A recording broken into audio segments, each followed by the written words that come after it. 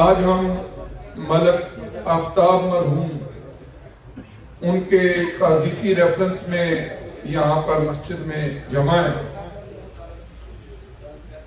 میرے ساتھ ذاتی طور پر ان کا ایک تعلق یہ تھا کہ وہ اکثر یہاں پر اعتکاف بیٹھتے تھے اور میں بھی اعتکاف میں ہوتا تھا، تو ظاہر ہے عام زندگی میں تو اتنا وقت نہیں ملتا، کبھی ہیلو آئے ہو گئے، کچھ سلام دعا کہیں، کچھ 5 منٹ بیٹھ گئے، لیکن وہ جو دن ہوتے تھے رمضان شریف کی بابرکت گھڑیاں، دن رات مسجد کی حدود میں رہنا، اور ان کے ساتھ مجھے جو مل بیٹھنے کا، گفتگو کا، سوال جواب کا موقع ملا، تو میں ایک بات کی یہاں مسجد میں کھڑے ہو کر گواہی دیتا ہوں کہ اللہ نے اس نوجوان کے دل میں اپنی محبت، اپنے نبی کی محبت ڈالی اور ان کو آخرت کی فکر تھی۔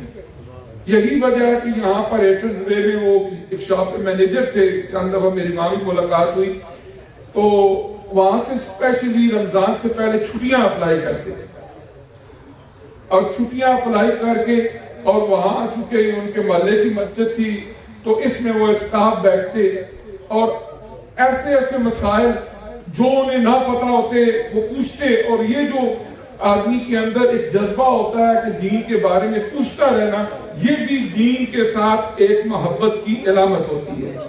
یقیناً ان کے والدین کے لیے، آپ سب خاندان کے لیے بہت غمناک یہ موقع ہے، اور اپنی طرف سے اس مسجد کی جملہ انتظامیہ، معاونین، سب کی طرف سے ہم آپ کے ساتھ اس غم میں شریک ہیں، اور دعا گو بھی ہیں کہ اللہ تعالیٰ مرحوم کو جنت الفردوس میں اعلیٰ مقام عطا فرمائے۔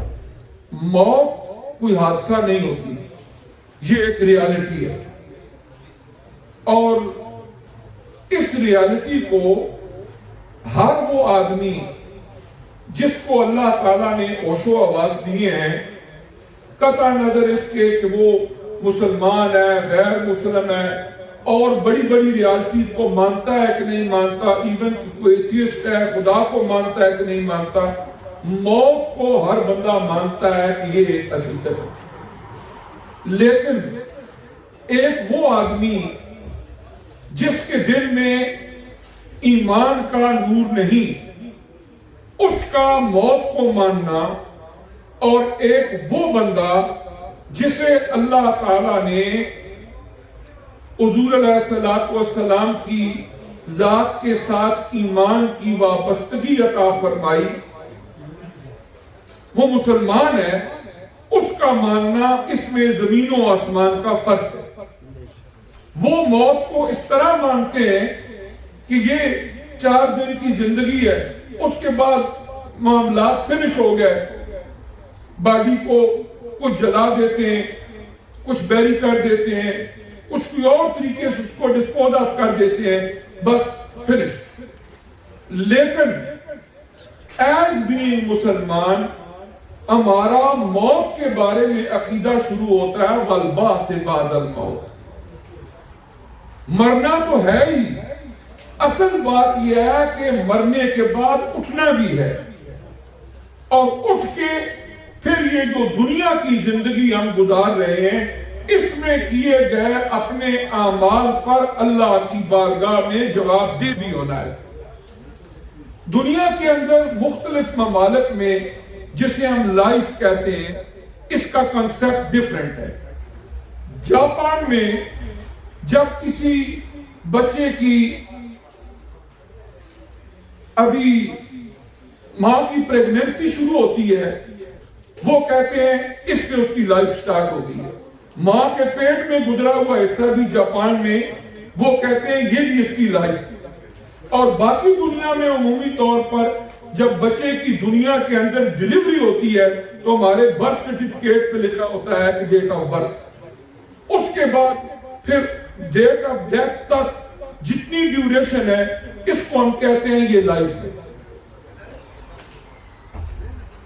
حضرت علامہ اقبال رحمت اللہ علیہ نے فرمایا تھا، تو اسے پیمانہ امروز و فردا سے نہ ناپ، جاوداں پہ ہم دواں ہر دم جمع ہے زندگی. کہ یہ جو پیمانہ ہے نا ہمارا ٹوڈے ٹمارو یسٹرڈے، وہ کہتے ہیں یہ ہماری زندگی نہیں ہے. ہماری زندگی بہت لمبی ہے. ایک وقت وہ تھا کہ ہماری باڈی کا کوئی سیل بھی ابھی نہیں بنا تھا. حضرت آدم علیہ السلام کی اس زمین پر آباد کاری بھی نہیں ہوئی تھی. اس سے پہلے عالم ارواح سے ہمارا رب ہمیں مخاطب ہو کے کہہ رہا تھا الست بربکم، کیا میں تمہارا پروردگار اور پالنہار نہیں ہوں؟ قالوا بلا، تو سب انسانوں نے جواب دیا ہاں کیوں نہیں، تو ہی ہمارا رب ہے. وہ عالم ارواح کی بھی ہماری زندگی تھی. پھر اللہ تعالیٰ نے جو نظام بنایا وہ یہ، فرشتوں کو حکم دیا کہ آدم علیہ السلام کا وجود خاکی بنائیں. اللہ کی جو ایٹریبیوٹس ہیں ان میں سے ایک ہے المصور. اس نے ایک تصویر بنا کے فرشتوں کو کہا آگ، پانی، مٹی، ہوا، اس سے ڈھانچہ بناؤ. وہ ڈھانچہ انسانی شکل کا بن گیا. قرآن فرماتا ہے وَنَفَخْتُ فِيهِ مِن رُوحِي، اللہ پاک فرماتے ہیں پھر اس میٹریلسٹک باڈی میں ہم نے روح پھونک دی. وہ روحیں جو تیار ہوئی تھی پہلے بہت زمانہ، جب وہ مادی وجود تیار ہوا اس میں روح آ گئی. اب اس کے بعد اللہ تعالیٰ نے انسانی تخلیق کا جو طریقہ کار رکھا، قرآن اس پر گواہ ہے کہ پہلے ایک پانی کا قطرہ ہوتا ہے، پھر جمع ہوا خون بن جاتا ہے، پھر گوشت کا لوتھڑا بن جاتا ہے، پھر اللہ تعالیٰ اس پر ہڈیاں پیدا کرتے ہیں، ہڈیوں پر گوشت چڑھاتے ہیں. 120 ڈیز کا پروسیس ماں کے پیٹ میں جب پورا ہوتا ہے، پھر اللہ کا ایک فرشتہ آ کے اس باڈی میں روح پھونک دیتا ہے. 120 دن تک ڈاکٹر سے آپ پوچھ لیں باڈی حرکت نہیں کرتی. 120 ڈیز کے بعد ماں کے پیٹ میں بچے کی حرکت شروع ہو جاتی ہے. پھر 6 منتھ سے لے کر 9 منتھ تک اینی ٹائم اس کی ڈیلیوری ہوتی ہے. پھر اس کے بعد دنیا کی زندگی کا یہ سلسلہ شروع ہو جاتا ہے.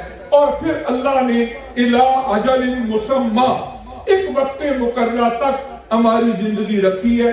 ہم چاہیں یا نہ چاہیں وہ وقت آئے گا.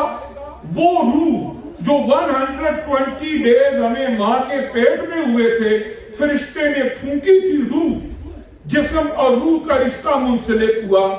عموماً اردو میں ایک ورڈ یوز ہوتا ہے کہ فلاں کی روح کفِ انصری سے پرواز کر رہی. اس کا مطلب یہ ہوتا ہے کہ جو میٹریلسٹک باڈی ہے اس کے اندر جو سول تھی، اسپرٹ تھی، اب وہ فلائی کر گئی ہے.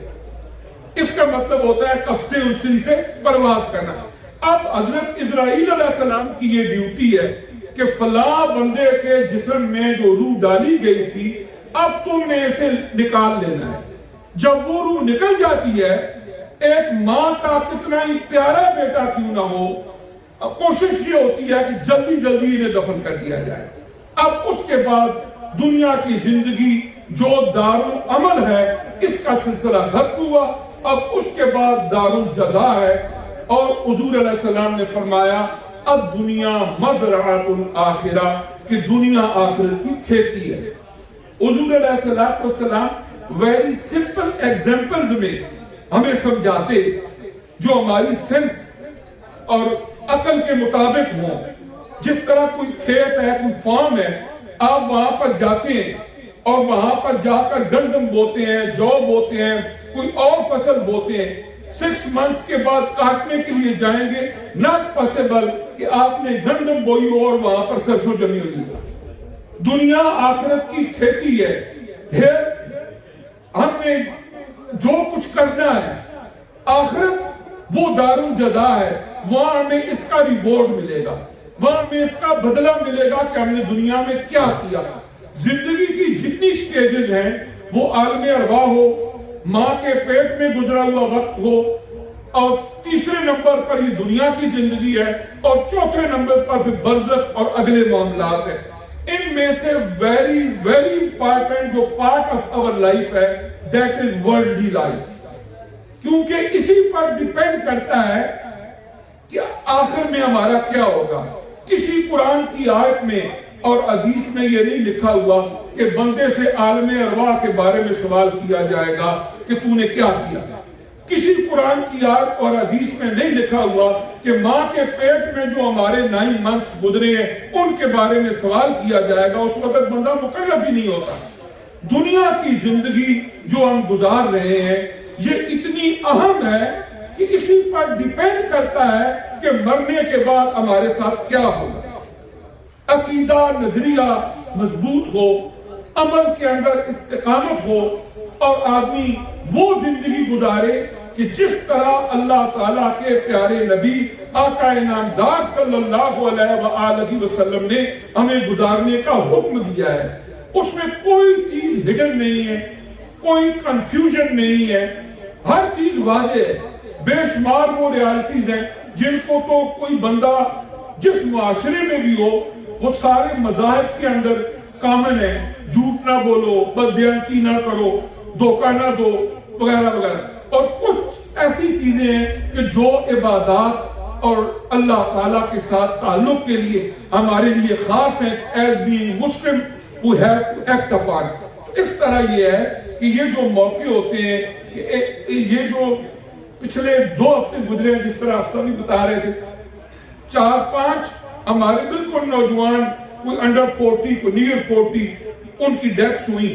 اور جب ہم عید پڑھ رہے تھے اس وقت وہ 4 جنازے ابھی ویٹ میں تھے کہ ابھی ہونے ہیں. اسی طرح وہ وقت قریب ہے. میری کب باری آنی ہے، آپ کی کب باری آنی ہے، یہ اللہ جانتا ہے. لیکن ہمارے پاس کوئی اختیار نہیں ہے کہ 1 سیکنڈ بھی ہم لیفٹ رائٹ اس وقت کو کر سکیں. جب اللہ کا حکم جاری ہو جائے اس کی روح نکال لو. اب یہ موقع جو ہوتے ہیں اس میں ختم کا موقع، یہاں پر انشاءاللہ دعا ہوگی، ختم شریف ہوگا، لیکن اس سے ہمیں کوئی اثر قبول کر کے جانا چاہیے. انسان کمزور ہے نا، خلق الانسان ضعیفا، انسان کو کمزور پیدا کیا گیا. میری شارٹ کمنگز کیا ہیں، برائیاں کمزوریاں کیا ہیں وہ میں جانتا ہوں.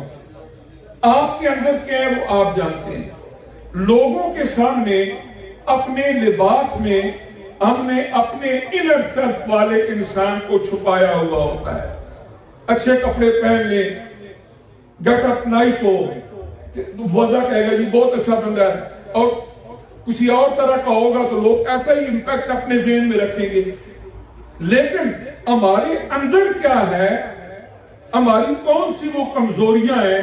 کیا کسی گناہ کی لت میں تو ہم مبتلا نہیں، کسی حرام کاری کا تو ہم ارتکاب نہیں کر رہے، اپنی کمانے کے لیے حرام ذرائع تو ہم اختیار نہیں کر رہے. لوگوں سے ہم بہت کچھ چھپا سکتے ہیں. جہاں پر کوئی سیکیورٹی ایجنسی نہیں ہوتی، کوئی کیمرہ نہیں ہوتا، ہم چھپا سکتے ہیں. لیکن اللہ کی ذات وہ ہے کہ اس کی سیکریٹ سروس کا حصہ پتہ ہے کیا ہے؟ سورہ یاسین شریف پڑھ کے دیکھ لیں. ہمارے ہاتھ، ہمارے پاؤں اور ہمارے وجود کی سکن، جس کو اچھا رکھنے کے لیے ہم اچھی اچھی کریمیں، اچھے اچھے شیمپو، اچھی اچھی چیزیں استعمال کرتے ہیں. ہم سمجھتے ہیں یہ میری ہے. سورہ یاسین شریف پڑھ کے دیکھ لیں. اللہ پاک فرماتے ہیں کل بروز قیامت اگر کوئی مکرنے کی کوشش کرے گا میں نے نہیں کیا، اس کی سکن گواہی دے گی، اس کے ہاتھ گواہی دیں گے، اس کے پاؤں گواہی دیں گے کہ یہ جھوٹ بول رہا ہے. ہم گواہ ہیں کہ اس نے کچھ کیا ہے. تو اس طرح یہ ہے کہ ہمیں سب سے پہلا کام وہ یہ ہے کہ ہر آدمی کے لیے وہ ہے توبہ. آدمی تنہائی میں بیٹھ کے 2 نفل توبہ کے پڑھ کے اپنے معاملات کو وہ خود بہتر جانتا ہے، اللہ سے توبہ کرے، 2 ندامت کی آنسو بہا کے ایک تہیہ کرے کہ آئندہ میں اپنا لائف سٹائل وہ رکھوں گا جس پہ اللہ راضی ہو، اللہ کے نبی راضی ہو. اس کے بعد کسی بھی ایسے بندے کے پاس بیٹھ کے دین سیکھنے سمجھنے کی کوشش کرے کہ جس سے استقامت کے ساتھ آپ اس رستے پہ چلتے رہے. اور جب بندہ اللہ تعالیٰ کے ذکر کو، نبی کریم علیہ السلام کی بارگاہ میں درود پاک پیش کرنے کو اپنی زندگی کا حصہ بنا لیتا ہے اس طرح شیطانی وساوس نفس کی شرارتوں سے بندے کو آزادی ملتی ہے، اور پھر وہ بندہ اس رستے پہ چل کے دنیا کی زندگی کو بھی سنوار لیتا ہے، اور آخرت کے اندر بھی اللہ تعالیٰ اسے کامیابی عطا فرماتا ہے۔